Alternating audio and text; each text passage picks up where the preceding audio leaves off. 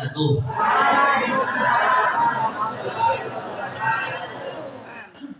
Ada jalan tol yang tidak perlu kena macet untuk masuk surga. Kalau di dunia nggak bisa jadi alasan, tapi di akhirat ini ada jalan tolnya. Yang Anda nggak perlu lagi mengeluarkan e-tol untuk sampai ke tempat itu.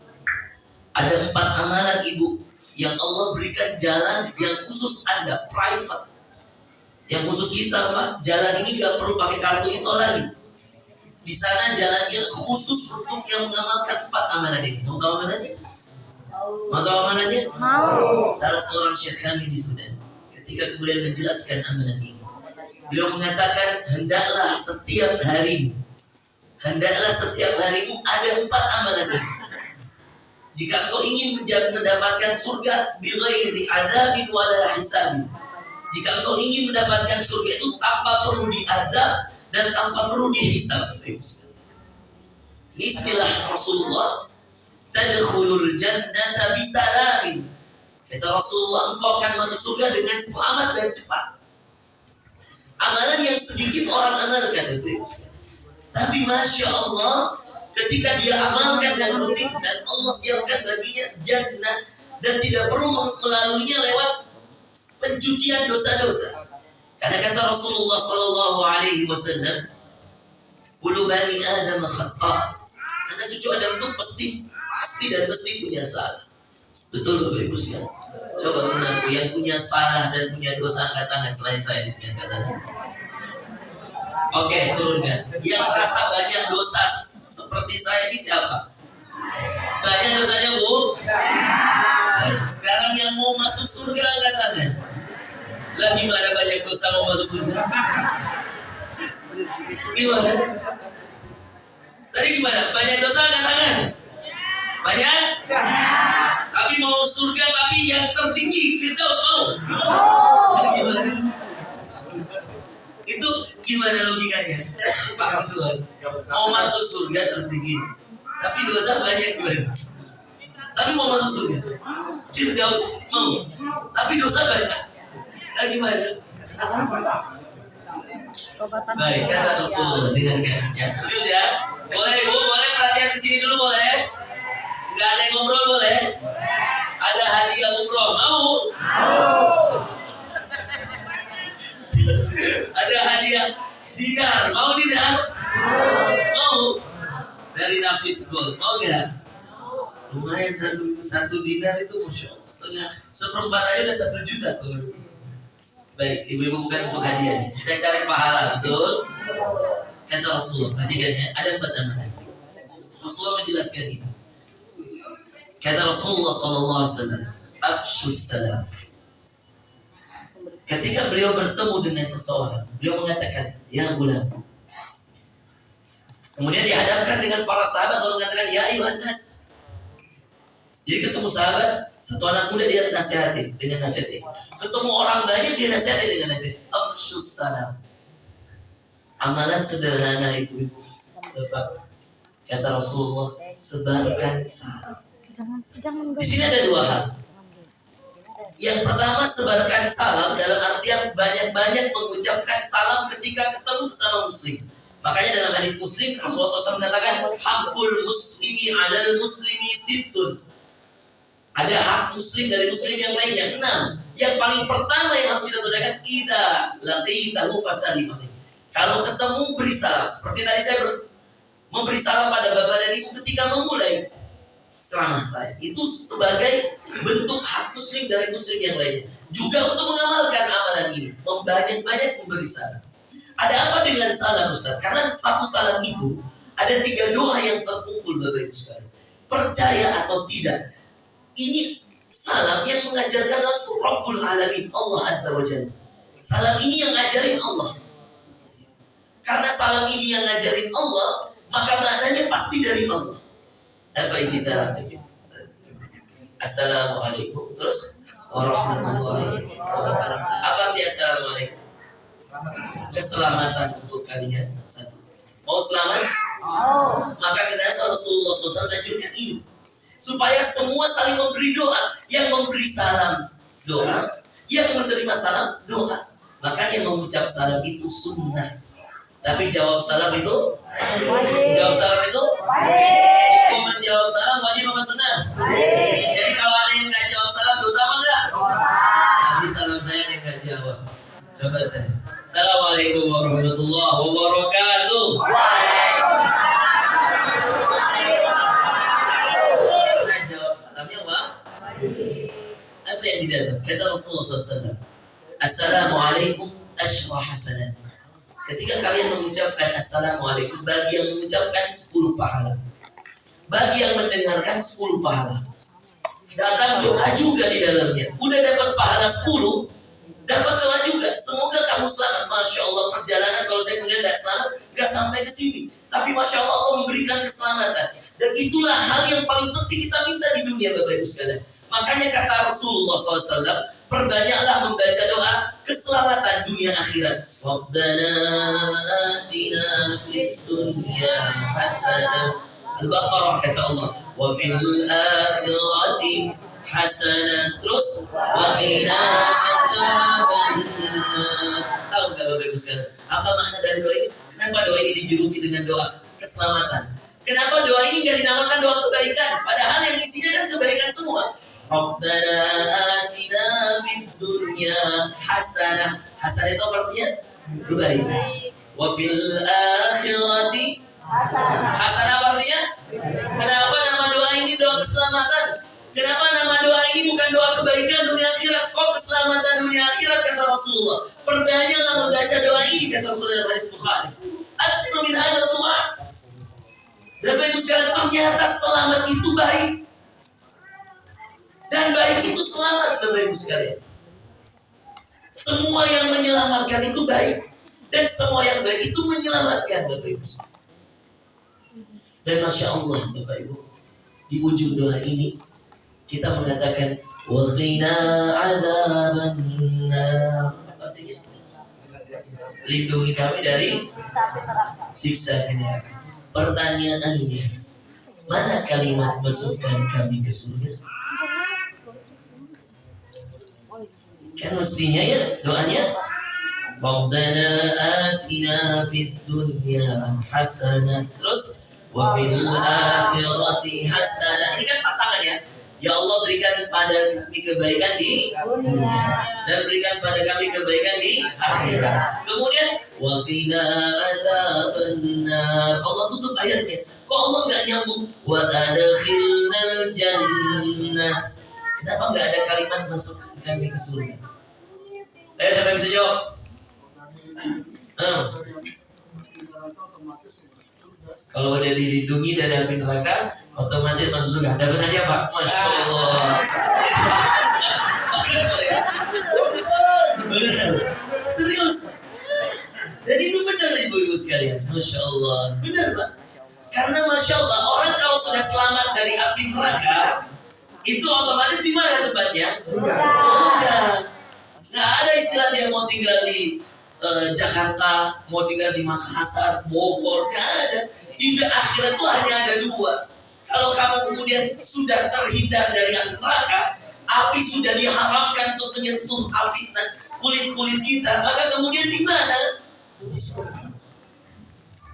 Maka Allah katakan, nah inilah dinamakan doa keselamatan. Makanya selamat itu penting atau tidak? Penting. Makanya subhanallah, sampai ketika Bapak Ibu sekalian sadar nggak ketika kita sholat, ketika kita tahiyat, ya, kemudian kita mengatakan apa kepada orang yang ada di samping kita? Kenapa kita noleh ke kanan? Kenapa?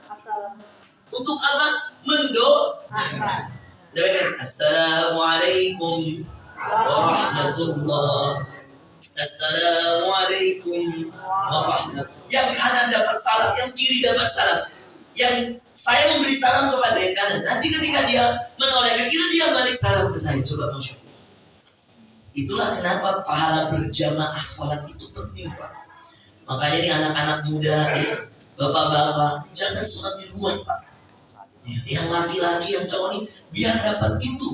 Salah satunya biar dapat doa orang yang menyalami kita di sebelah kita sholat. Secara nggak langsung ketika dia tutup sholatnya, dia mengatakan Assalamualaikum warahmatullah. Tapi coba kalau sholat di rumah sendiri. Yang boleh sholat di rumah sendiri, Tiap 5 waktu itu hanya yang pakai siapa itu Ibu? Jadi kalau ada bapak-bapak doyannya, seringnya, hobinya, sholatnya di rumah, diajakin sholat kagak mau, ini saya curiga bapak-bapaknya bapak-bapak solehah. Benar dong? Karena bapak-bapak soleh itu sholatnya di masjid. Makanya Allah mengatakan, fi buyutin adinallah an turfa'a wa yudhkara fiha ismuh yusabbihu lahu fiha bil ghudwi wal asal. Fi buyut, di rumah-rumah kami kata Allah. Fi buyutin adinallah, yang Allah izinkan ada di muka bumi ini. An turfa'a wa yudhkara fiha ismuh, di mana orang-orang yang akan hadir ke dalam masjid itu, perhatikan, dan mengisi masjid itu, meramaikan masjid itu. Mereka yusabbihu lahu fiha, kerjanya mereka adalah orang-orang yang setiap ada di masjid bertasbih pada Allah, mengaji, berzikir, meramaikan masjid Allah. Fiha bil ghudwi wal asal, pagi dan malam, ya subuh, ya zuhur, ya maghrib, ya isya. Mereka orang-orang siapa? Kata Allah dalam ayatnya, rijal, laki-laki saleh. Yang apa kata Allah? Rijalun la tulhihim tijarah, anak laki-laki saleh yang gak mau dibiarkan hidupnya hanya hanyut pada perdagangan dunia saja. Namun ketika Allah memanggilnya, dia segera datang melangkahkan kakinya. Laki-laki yang seperti ini yang kemudian di akhirat, Bapak Ibu sekalian, yang kata Rasulullah SAW akan dinaungi dengan awan yang sangat tebal, sehingga matahari yang hanya sejengkal di atas kepala itu gak terasa panasnya. Kenapa? Kata Rasulullah, rajulun qalbuhu mu'allaqun bil masajid. Ada laki-laki yang setiap kali dengar azan rindu kepada masjid. Makanya musola ini, Pak, mau diperlebar sampai 100 meter ke depan pun gak ada gunanya kalau gak ada laki-laki saleh. Gak ada gunanya kalau kita tidak mendidik anak-anak saleh, calon generasi saleh. Karena hakikat masjid itu, Bapak Ibu sekalian, diramaikan dengan orang saleh, bukan hanya dibangun fisiknya. Sebelum Rasulullah membangun Masjid Nabawi, masjid apa yang paling pertama dibangun? Namanya Masjid Quba. Pernah dengar Masjid Quba? Pernah?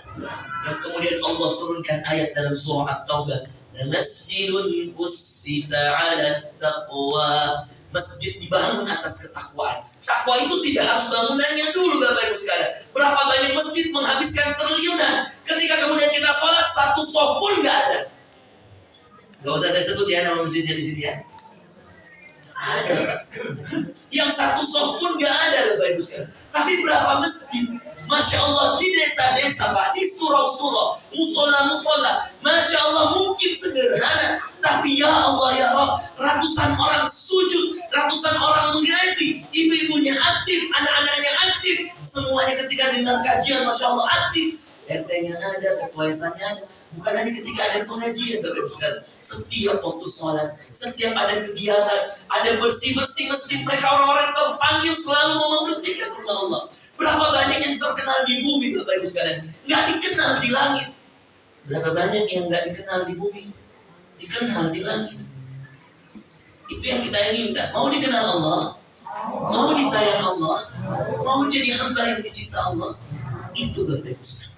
Masjid ini perhatikan, diisi, musola ini diisi, diberikan yang terbaik. Itulah ciri-ciri orang-orang yang akan mendapatkan kebaikan dan keselamatan. Yang bahkan subhanallah, Bapak Ibu sekalian, andai tadi Bapak Ibu sekalian dengarkan apa yang dikatakan oleh Bapak tadi, bahwa kalau kita sudah terhindar dari api neraka, dan mudah-mudahan kita semua termasuk orang-orang yang terhindar dari api neraka. Itu Bapak Ibu sekalian, Masya Allah.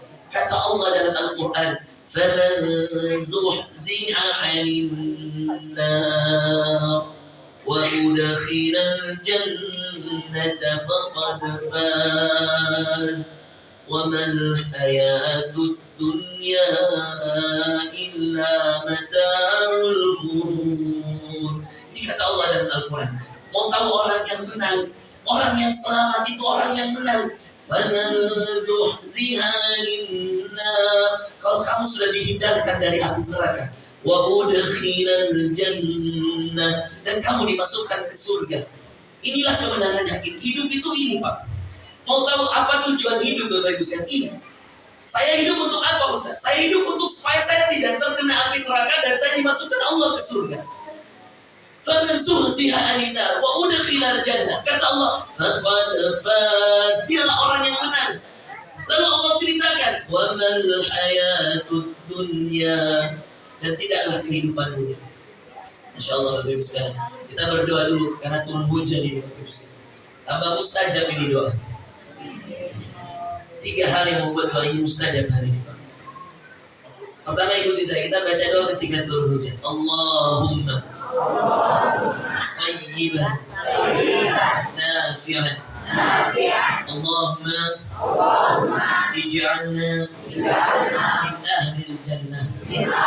Allahumma inna nas'aluka ridhaka wal jannah wa na'udzu bika min sakhatika wan nar.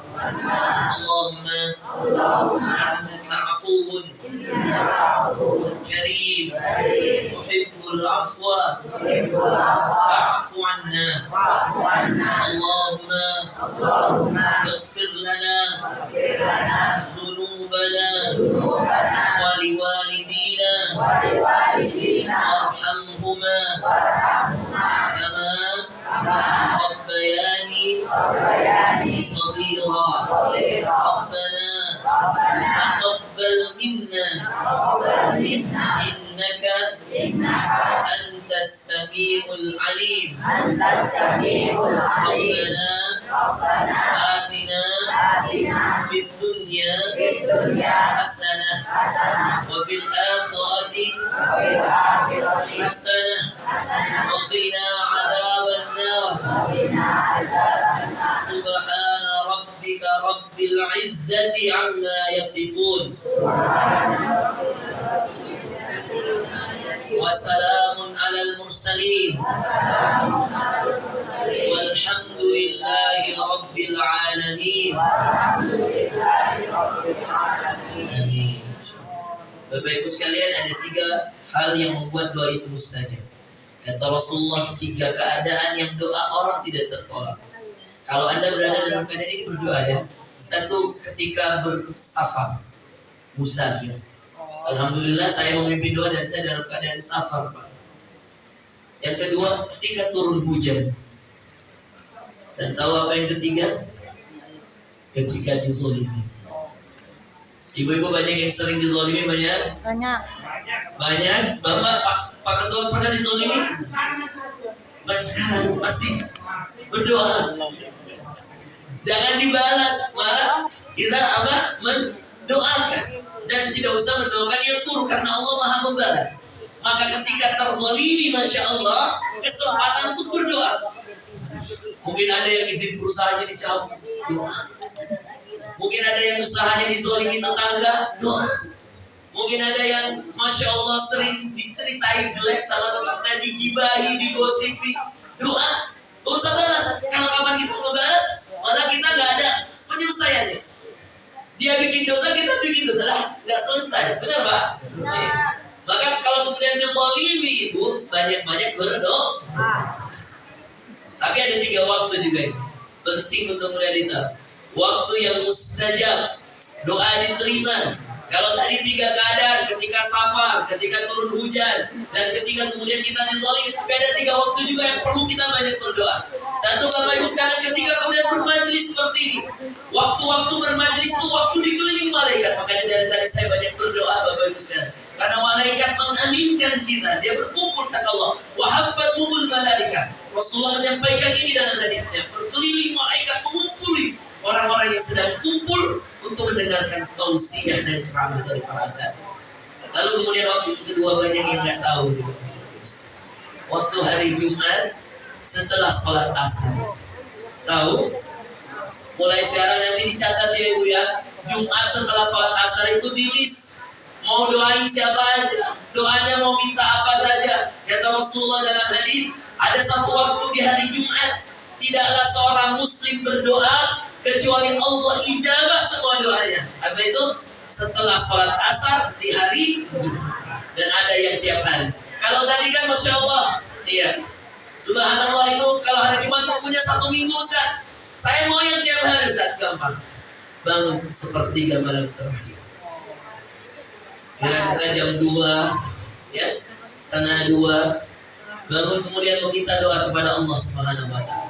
Kata Rasulullah, nazala rabbukum, ini hadisnya Bukhari Bapak Ibu sekalian. Allah itu turun setiap malam ke langit dunia, tiap malam, kullalailah, setiap malam Bapak Ibu sekalian. Yang punya hajat, yang banyak utang, yang mau selesai masalah, yang banyak hajat kepada Allah, yang ingin diampuni dosa-dosanya, yang ingin mintakan doa ampun untuk orang tuanya, yang mau haji, yang mau umroh, ini tiap malam ada. Dan ini Masya Allah, Allah turun dari arsy-Nya, tempat bersemayamnya ke langit dunia. Di langit yang Anda lihat, kata Rasulullah untuk 3 hal. Hal min mustaghfirin fa'aghfirullah, hal min taibin fa'atuba alaih, hal min sa'ilin fa'udiyah. 3 hal yang Allah tanyakan ketika sepertiga malam terakhir. Mana yang berdoa, saya jawab semua doanya. Mana yang minta ampun, saya ampuni dosanya. Dan mana yang taubat, saya terima taubatnya. Itu sepertiga malam terakhir. Nah Bapak Ibu sekalian yang dimuliakan Allah, maka amalan yang kemudian kata Rasulullah menjadikan seseorang itu masuk ke jalan tol menuju surga Allah itu banyak menebarkan salam. Menebarkan salam ini 2 Bapak Ibu sekalian. Salam dalam arti ucapan kita dalam bentuk doa. Ketemu seseorang, Assalamualaikum warahmatullah. Orang itu menjawab Waalaikumsalam warahmatullah. Maka yang memberi salam dapat 20 pahala, yang menjawab dapat 20 pahala. Karena kata Rasulullah, Assalamualaikum 10, warahmatullah 10, wabarakatuh 10. Jadi kalau lengkap berapa? 20. Tapi hati-hati. Dengar ini Bu ya. Bapak hati-hati. Hati-hati dengan orang yang tidak paham kaidah. Ayatnya ada dalam surah An-Nisa. Ada anak-anak muda kita yang sudah bisa baca Quran. Siapa yang paling bagus suaranya? Ustaz mau kasih hadiah. Mana Bang Dede tadi? Bang Dede ada nggak di luar ya? Ada tas saya Bang Dede. Saya kasih hadiah 200.000. Masya Allah. Siapa yang bisa bacakan? Ibu bisa pinjam Quran ya Ibu? Izin, ini bisa. Siapa yang bisa ngaji? 1 ayat saja. Ustaz mau pilihkan ayat tentang wajibnya menjawab salam. Iya. Siapa mana? Siapa yang bagus suaranya? Yang mana bagus? 200.000 lumayan nak buat isi pulsa. Ya. Apa ditambah? 2,5 lah, 250. Boleh lah. Yang mana? Mana? Ayo. 1 ayat. Ustaz pilih ayat, kamu baca. Yang mana? Ayo. Ada nggak? Kalau nggak ada di anak-anak, ibu-ibu yang mau nggak? Siapa ibu mau? Siapa yang bisa baca? Ibu mau? Iya. Boleh. Ada mic nggak? Atau ini aja nih? Ya. Siapa ibu mau? Ya. Jadi Pak Ketua kasih ibu itu. Ya, ada ya. Baca ya Bu ya, ayatnya ya. Ya. Siapa yang mau dapat 2,5 lagi baca artinya? Siapa yang mau baca artinya?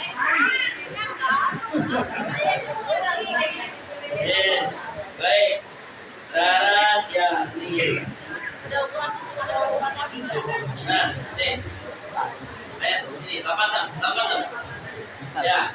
Anissa ayat 86. Yang mau cek di internet boleh, mau buka Quran di handphone boleh. Ya. Bang Dede mana tadi?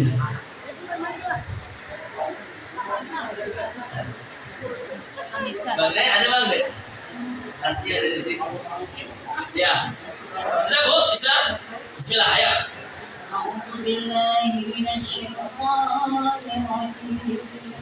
Masya Allah. Bismillahirrahmanirrahim. Ya. Jangan dulu Bu. Insya Allah dapat hadiah.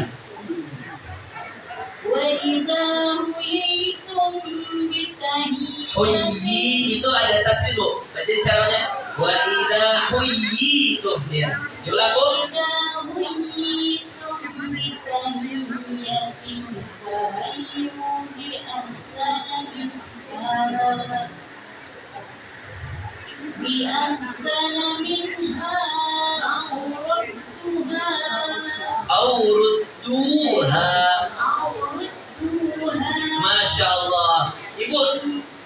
Ya, oke, lanjut.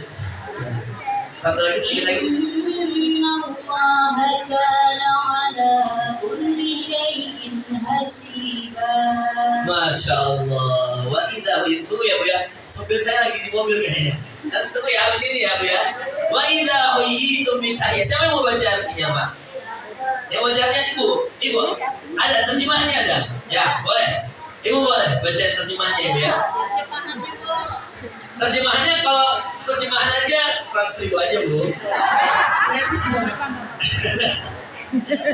Oke, silakan Bu. Ya, bismillah. Dengan nama Allah yang Maha Pengasih lagi Maha Penyayang. Oke.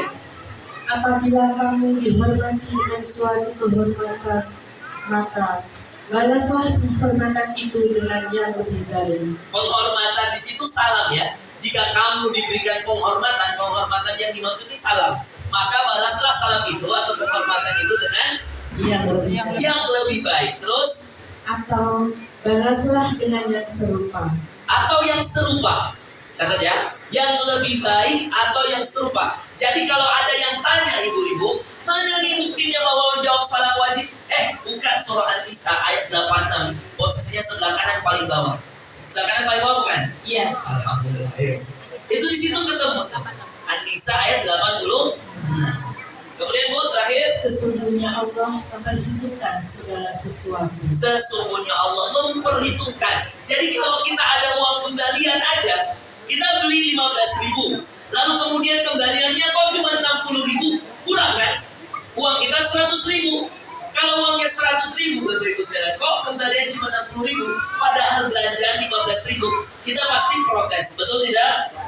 Maka Allah juga punya hitungan. Kalau kemudian salah, maka mohon maaf. Ini ada ya, boleh ya? Boleh? Oke, yang depan ya, Ibu Bapak. Rumus salam An-Nisa 86.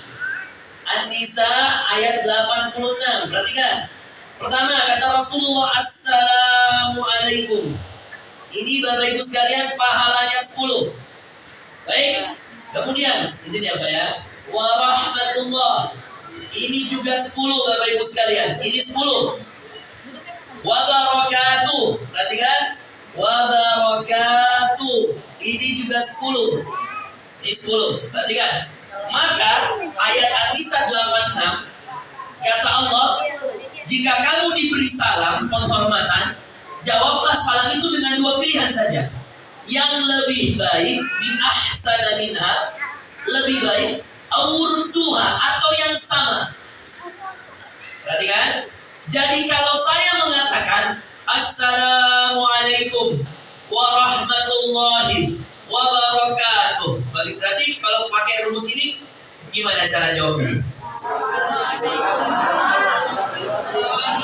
Wabarakatuh. Kalau misal Bapak ada yang jawab Pak, saya tanya Assalamualaikum warahmatullahi wabarakatuh, terus dia jawabnya Waalaikumsalam saja, itu dapat, udah boleh atau enggak? Boleh. Boleh enggak? Coba perhatikan lagi Pak ya, perhatikan. Kata Allah, perhatikan Ibu ya, fokus ya. Ini biasanya datang kajian cari pahala pulang bawa dosa. Gimana tuh saat datang kajian cari pahala pulang bawa dosa? Karena ngejawab salamnya pelit. Padahal Allah tadi mengatakan Allah itu menghitung juga, hati-hati. Bukan cuma kamu yang menghitung.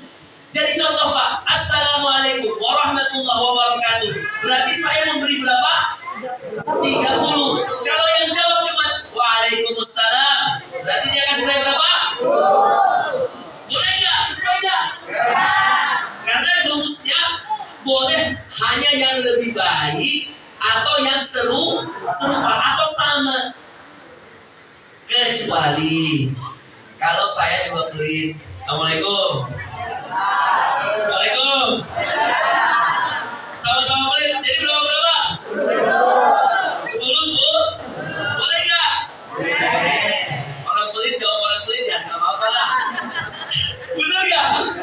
Benar? Oke. Lanjut. Orang baik dipelitin. Assalamualaikum warahmatullahi wabarakatuh. Pakai senyum lagi. Dia ya, salam. Ada kayak gini? Dosa apa enggak?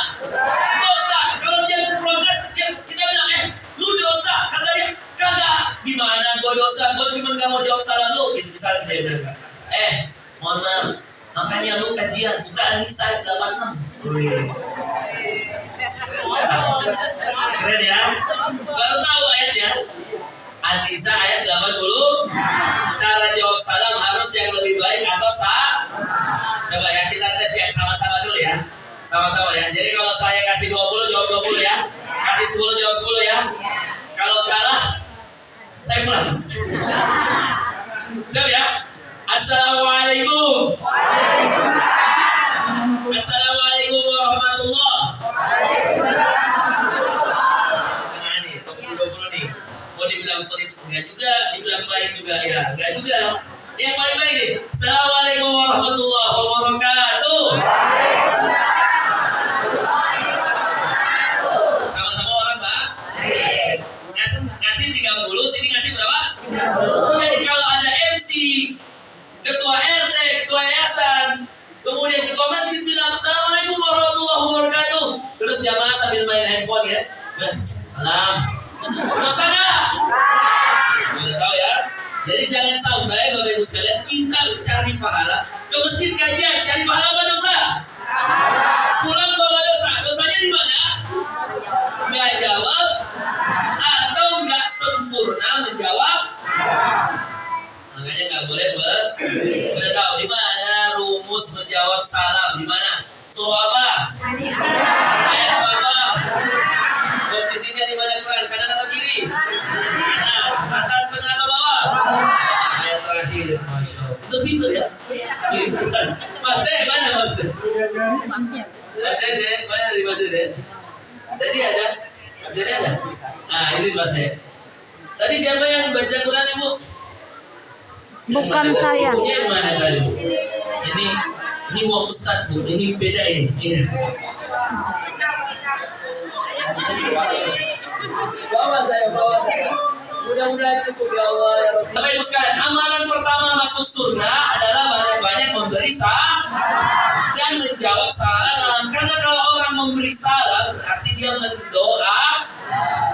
Dan yang memberi salam pun ketika kemudian dia memberi salam pasti dia akan mendapatkan juga salam. Gampang apa enggak ini amalan? Gampang ternyata masuk surga Pak. Yang mahal masuk neraka Pak. Ya, ya. Benar ya? Mahal masuk neraka Pak. Dibaksa lagi. Iya, dia mau mabuk harga minuman berapa? Jutaan. Masuk neraka kok bayar mahal. Kata Rasulullah, bahkan kalau kamu memberi minum, baik, pernah dengar seekor anjing yang diberi minum? Yang akhirnya wanita tersebut diampuni dosa-dosanya dan dimasukkan surga, pernah? Itu beri minum seekor anjing itu. Gimana kalau beri teh hangat kepada Ustaz coba? Kira-kira gimana itu Pak? Gak usah, saya bercanda Pak. Gitu. Bukan masalah bercanda Pak Ustaz. Saya ingin masuk surga. Kalau memberi seekor anjing, Masya Allah diampuni dosa. Gimana traktir Ustaz makan malam nanti malam? Ya. No. Mohon maaf Pak Ustaz.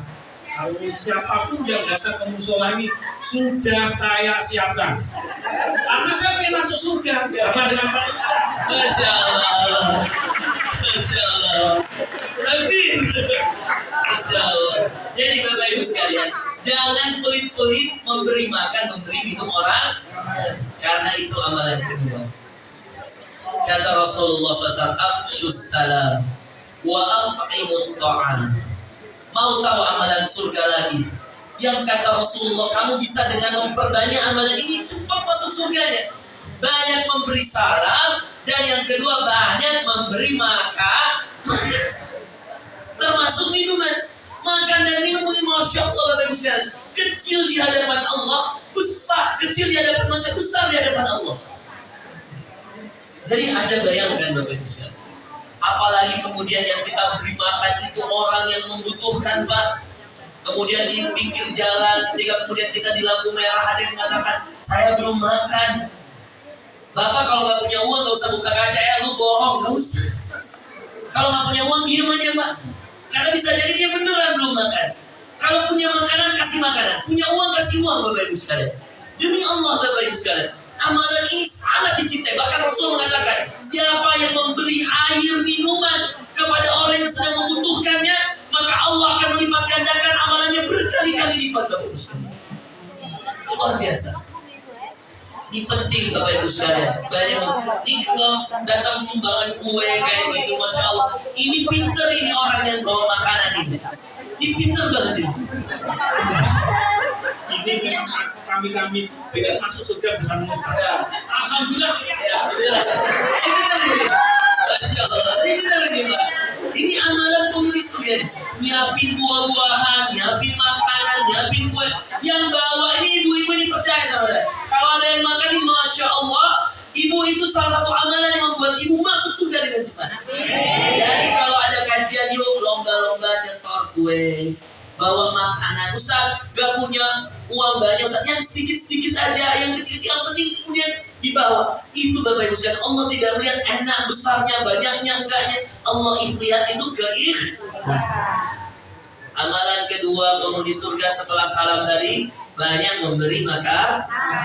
Bayangkan, subhanallah Bapak Ibu sekalian, ketika kita makan makanan ini, kita pakai sholat, kita pakai ngaji, kita pakai ruku, kita pakai sujud. Itu bayangkan jadi darah, jadi daging, dan Masya Allah, itu bisa menjadi titipan pahala kepada orang yang memberikan makanan. Makanya dulu Utsman bin Affan, ketika kemudian Rasul mengatakan di saat kekeringan kota Madinah, Rasul menawarkan pada para sahabat, siapa di antara kalian yang ingin mengeluarkan hartanya, menyedekahkan untuk umat agar mereka bisa mendapatkan air untuk minumnya. Utsman mengatakan, saya ya Rasulullah. Maka Utsman punya sumur, Pak, yang sampai sekarang Bapak Ibu sekalian di Madinah itu masih ada, namanya Bi'r Utsman.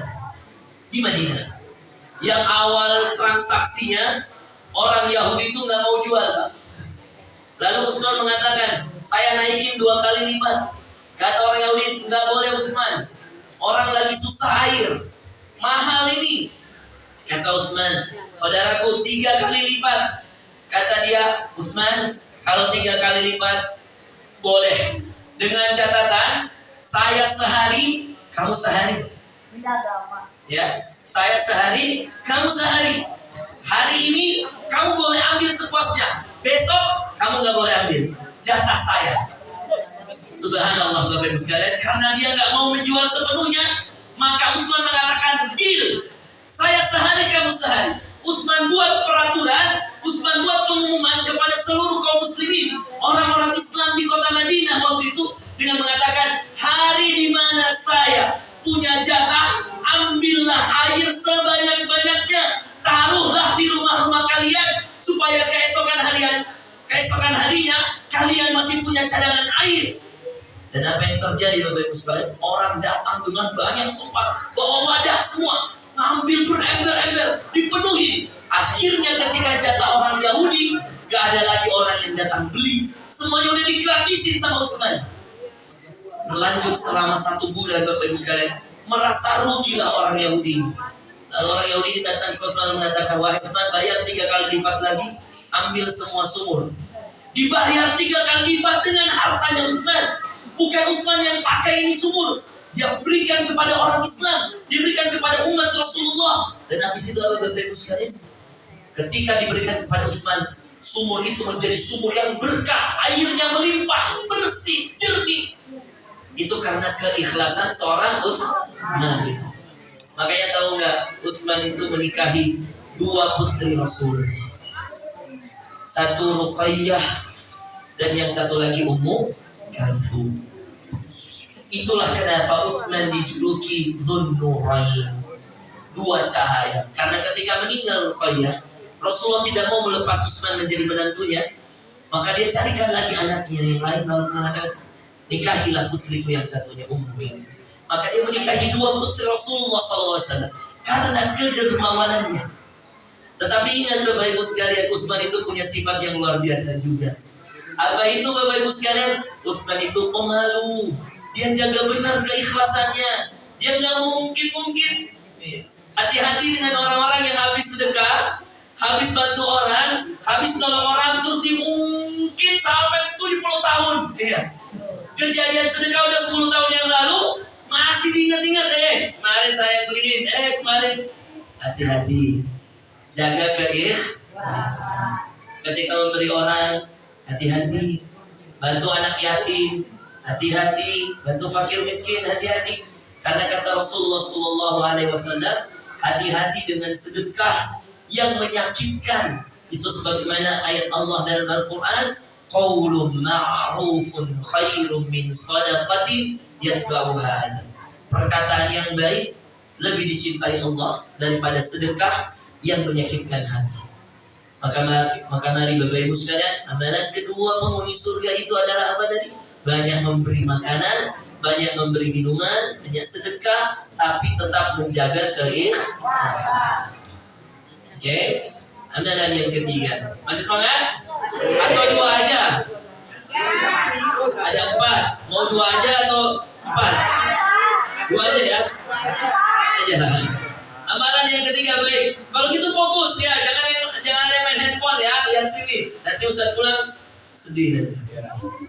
Mau amalan yang ketiga? Kata Rasulullah SAW, afshus salam wa at'imut ta'am wasilul arham. Ini nih Bapak Ibu sekalian. Amalan ini nih yang paling banyak memasukkan orang ke neraka dan paling banyak memasukkan orang ke surga. Kalau tidak diamalkan, amalan 1, 2 gak ada gunanya. Ini aja nih yang kecil nih.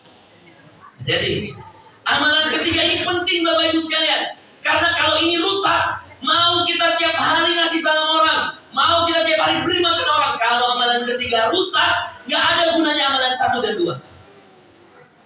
Amalan ketiga, wasilul arham, sambung silaturahim sesama manusia. Banyak gak Bapak Ibu sekalian? Bertetangga, 1 RT, 1 kompleks, gara-gara masalah kecil, udah 20 tahun kagak ngomong. Banyak? Ada? Gara-gara sakit hati, gara-gara terzolimi, gara-gara merasa ada perbedaan pendapat, gara-gara ada perbedaan ini, perbedaan. Hati-hati Bapak Ibu sekalian.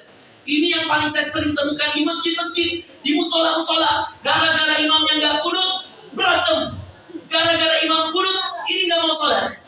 Gara-gara ibu-ibunya ngaji majelis taklim di waktu sore, dia merasa terganggu. Banyak motor parkir, banyak ini datang, dia terganggu. Akhirnya memendam. Bapak Ibu sekalian, Anda rajin beri salam orang, Anda rajin Masya Allah memberi makanan. Tapi kalau Anda bermusuhan sama 1 orang saja, Anda bermasalah sama 1 orang saja, hati-hati. Ini yang dikatakan Rasul. Dengar baik-baik, ini khususnya ibu-ibu nih. Yang paling suka gosip, Masya Allah. Gak ada di sini pun. Di luar sana tuh banyak nggak ibu-ibu yang suka gosip? Banyak. Iya. Banyak nggak Bu? Gak ada di sini, nggak ada. Di sini nggak ada.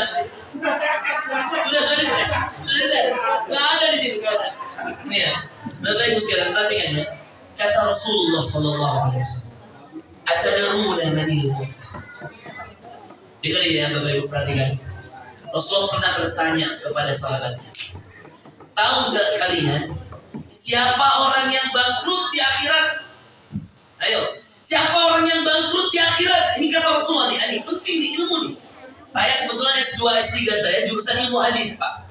Jadi mendalami benar hadis-hadis itu. Termasuk hadis ini. Ngeri sekali. Sangat menakutkan. Kata Rasulullah, kalian tahu nggak siapa orang bangkrut di akhirat? Kalau bangkrut di dunia Pak masih bisa bikin perusahaan lain. Tapi di akhirat Pak bangkrut mau ngapain lagi? Udah nggak bisa sholat kita di akhirat, benar nggak? Udah nggak bisa sedekah di akhirat, benar nggak? Hanya di dunia kita bisa beramal. Apa kata Rasulullah? Tahu nggak siapa orang bangkrut? Gosip. Memutuskan silaturahim. Orang yang mencela. Tukang gosip. Mencela, suka mencela, betul, boleh. Dizolimi. Sebelum itu Tukang Rasulullah hibah. SAW menjelaskan ini. Orang yang datang, ini orang bangkrut.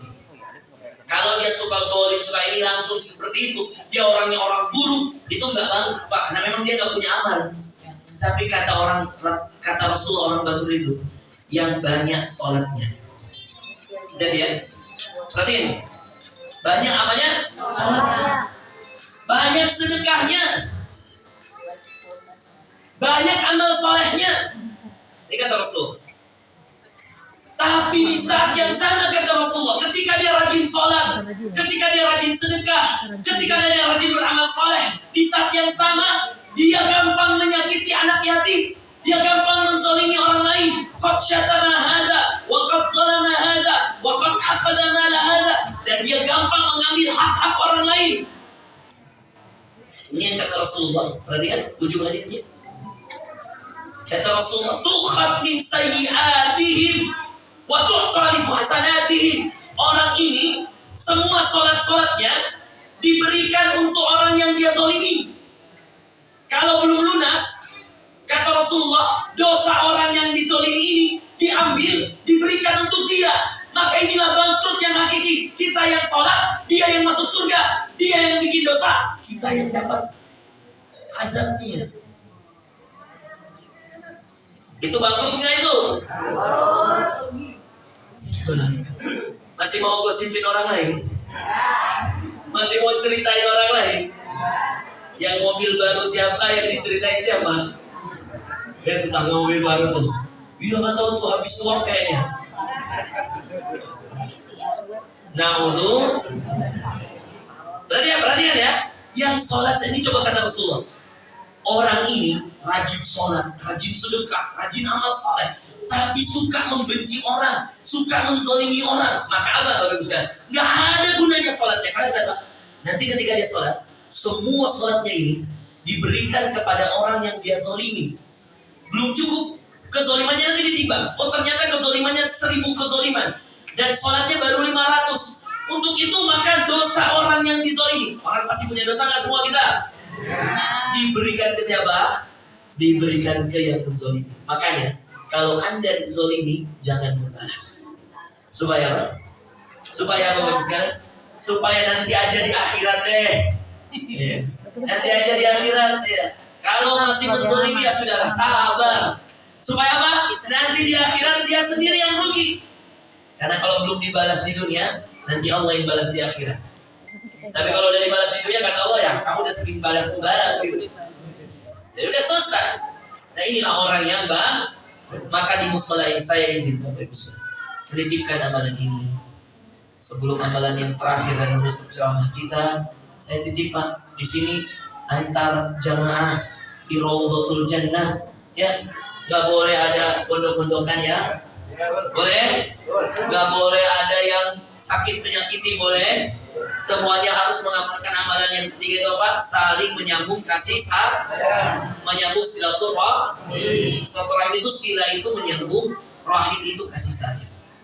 Baik Bapak Ibu, yang terakhir, kalau ada perpisahan Pak, pasti ada pertemuan, ada perpisahan ya. Kalau ada pertemuan ya harus ada perpisahan Pak ya. Maka inilah perpisahan dari ceramah kita. Apa amalan yang terakhir? Kata Rasulullah, ingin masuk surga dengan selamat, afsyus salam, banyak menyebarkan salam.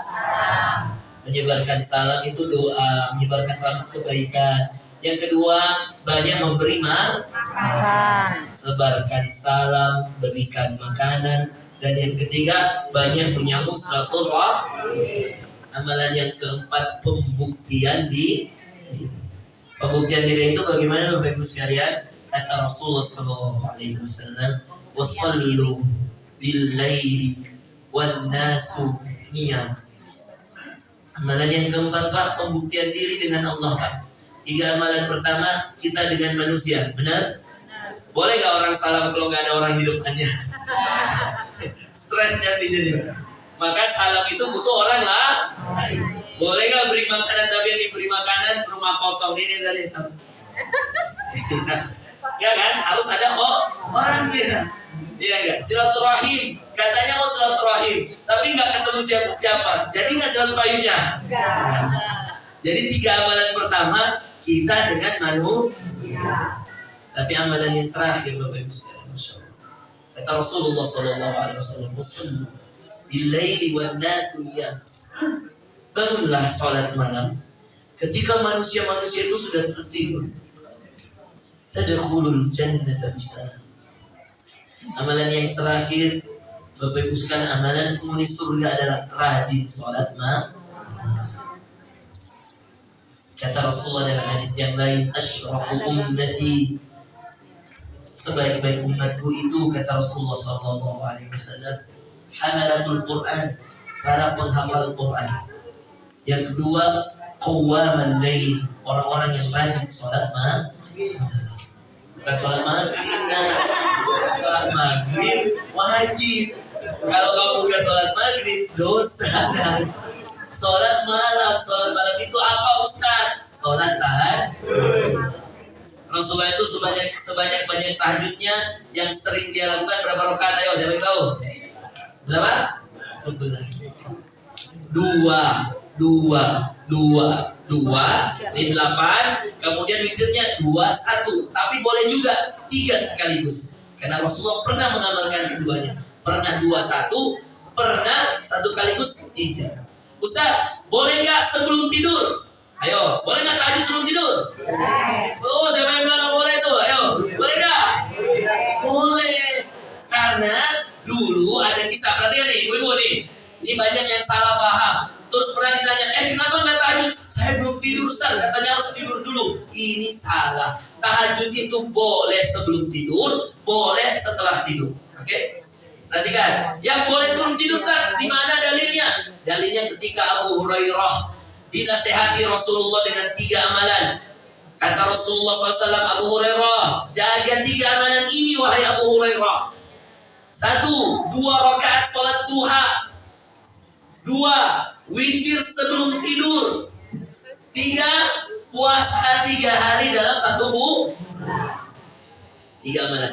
2 rakaat sholat duha, melancarkan rezeki nih. Witir sebelum tidur. Nah, inilah dalil, inilah bukti bahwa apa? Boleh sholat tahajud tutup witir baru karena witir itu sebaiknya dijadikan akhir dari sholat. Penutup sholat malam itu witir. Tapi Ustaz gini Ustaz, saya udah witir nih Ustaz, udah sholat tahajud sebelum tidur, habis isya saya langsung sholat 11 rakaat Ustaz.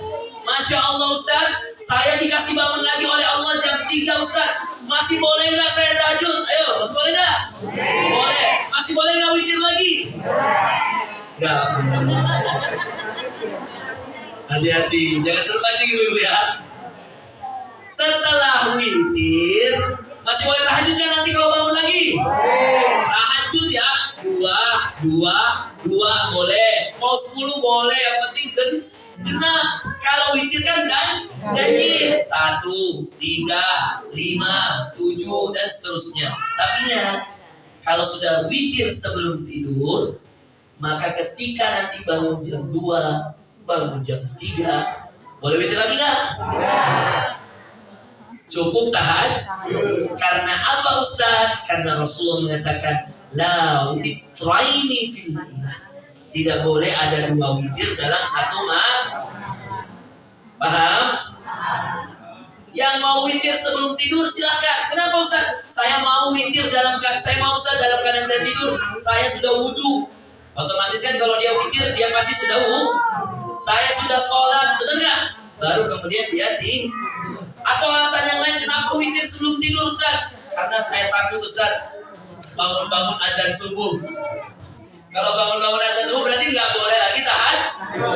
Karena batas tahajud itu sampai kapan Ustaz? Sampai azan subuh.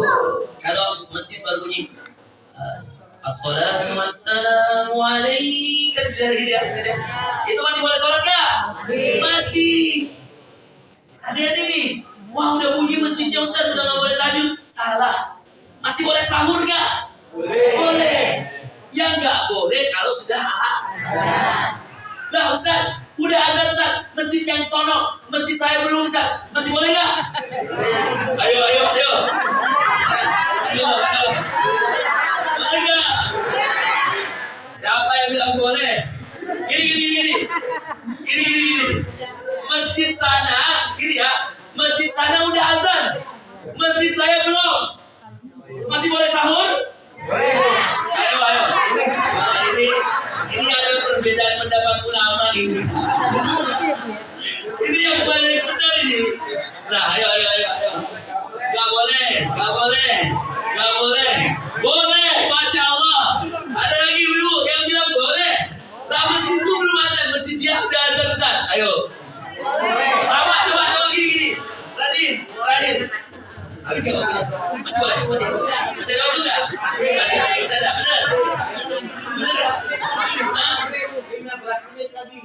masih lama banget Pak. Kelamaan Pak. Berapa menit lagi? 2 menit, 3 menit. Masih ada waktu. Saya tanya, kalau kebalikannya, azan maghrib, ayo. Sana udah azan. Ini mau buka puasa Senin misal. Udah depannya makanan.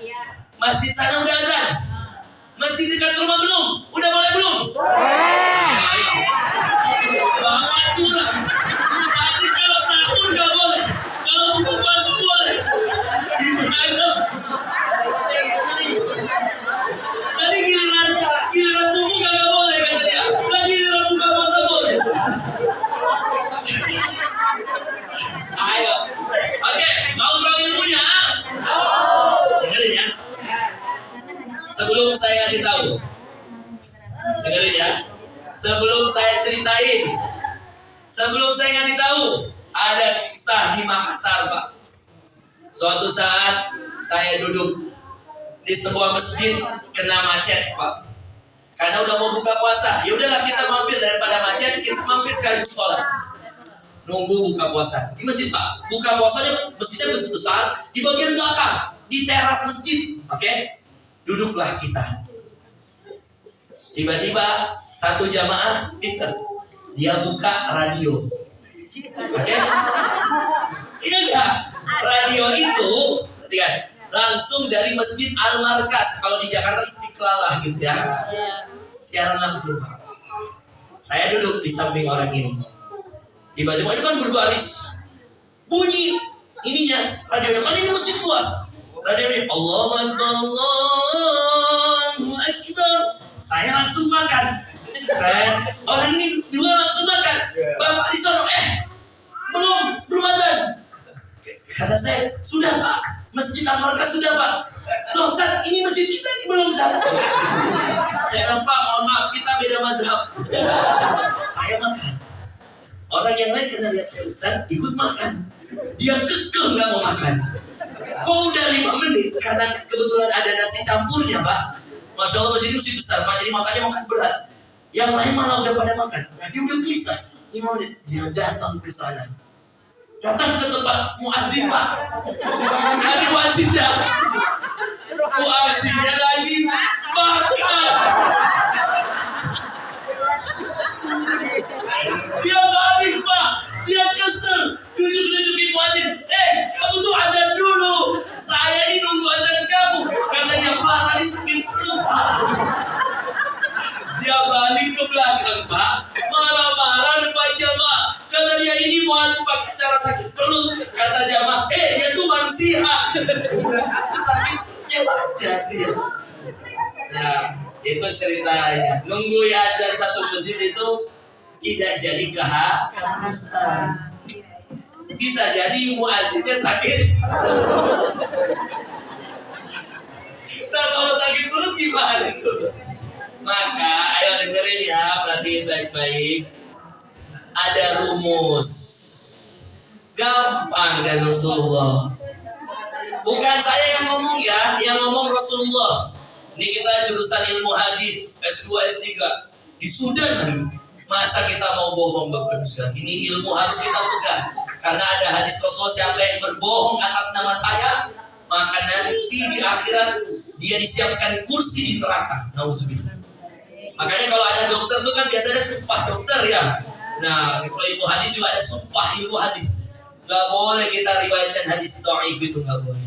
Perhatikan hadisnya, kata Rasulullah, la tazalu ummati bi khairin ma akharus sahur wa ajjalul fitr. Perhatikan rumusnya, umatku akan selalu berada dalam kebaikan. Umatku, kata Rasulullah, akan selalu mendapatkan kebaikan dari Allah selama dia mengakhirkan sahurnya, mengawalkan buka puasanya. Jadi mohon maaf Pak, kalau masjid sono udah azan, nih saya lagi sahur nih, masjid yang sono belum, saya masih makan Pak. Karena saya pasti nyari masjid yang paling telat azannya. Boleh gak? Boleh, karena ngambil rumus Rasul, sahur diakhirkan. Tapi jangan juga nunggu sono makan. Ini udah azan sono, dia masih baru nyiapin makanan. Habis itu nunggu azan yang sana, ternyata nggak ada azan lagi. Hati ya, Iya, muadzinnya lagi makan. Jadi kalau sahur boleh cari masjid yang agak sedikit telat. Karena biasa kan ada masjid semangat banget Pak.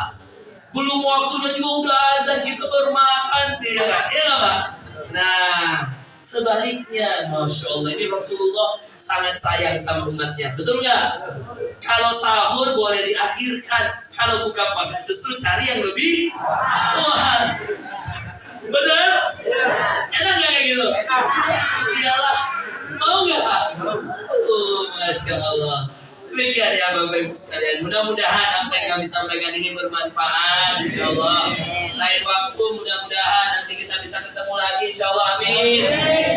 Harus masuk surganya lewat jalan tol.